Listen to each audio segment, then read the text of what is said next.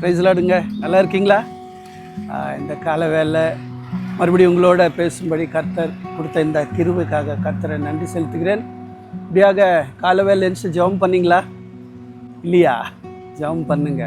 காலையில் எழுந்துட்டு நம்ம இரவெல்லாம் பாதுகாத்து நல்ல நித்திரை தந்து ஒரு புதிய நாளுக்கான செய்தார்னா அவருக்கு நன்றி செலுத்த வேண்டும். அவர் சமூகத்திலேருந்து நன்றி செலுத்து தான் மீதி வேலை. அம்மா வீட்டிலேருந்து வெளியில் வந்தால் ஒரு அதிகாரத்தை படிங்க, ஜெபம் பண்ணுங்க, அப்பாவோட பேசுங்க, அந்த நாளுக்குரிய எல்லா காரியத்தை அவர் கர்த்தரில் ஒப்பு கொடுங்க. கர்த்தர் நடத்துவார். உண்மை தான், சோர்வு தான், பலவீனங்கள் தான், கஷ்டங்கள் தான். இந்த உலகத்தில் வாழும்போது பலவிதமான நெருக்கடிகள். யாருக்கு? உலக பிரகாரமான வாழ்கிற பிள்ளைகளுக்கு ஒன்றுமே இருக்காது. ஆனால் தேவ பிள்ளைகளுக்கு பல நெருக்கடிகள் வருதான் செய்யும், அடிக்கடிக்கு வரதான் செய்யும். ஆனாலும் சோர்ந்து போவாதீங்க. கர்த்தர் நம்மளோடு இருக்கிறார். அவர் பாதத்தில் காலையில் ஜெபம் பண்ணி அந்த நாளை தொடரும் போது தேவன் அவரே பார்த்து கொள்வார், அவரே பார்த்து கொள்வார்.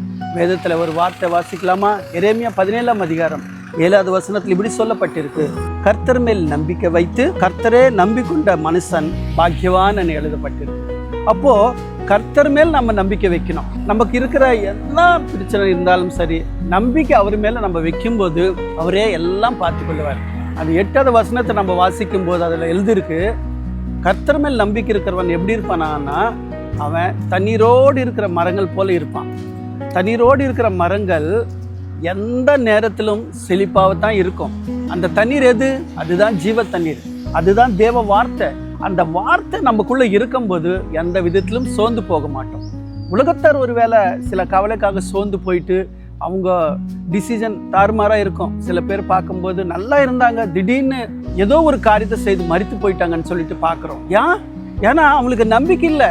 அவனுக்கு நம்பிக்கைலாம் உலகம், பணம், மனுஷன், இதுதான் நம்பிக்கை. ஆனால் நமக்கு நம்பிக்கை எங்கே இருக்கணும் தெரியுமா? கர்த்தர் மேலே நம்பிக்கை வைத்து கர்த்தரே நம்பிக்கொண்ட மனுஷன் பாக்கியவான்னு எழுதப்பட்டிருக்கு. ஆகியால் பிரியமான தேவ பிள்ளைகளே, நீங்கள் சோர்ந்து போவாதீங்க. அவர் மேலே நம்பிக்கை வைங்க.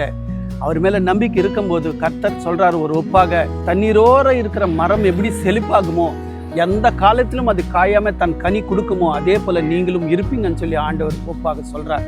ஆகையால் அது நம்பிக்கையோடு இந்த நாளை தொடருவோம். கர்த்தர் நம்மளும் நம்ம குடும்பங்களை ஆசீர்வதித்து வழி நடத்துவாராக. God bless you.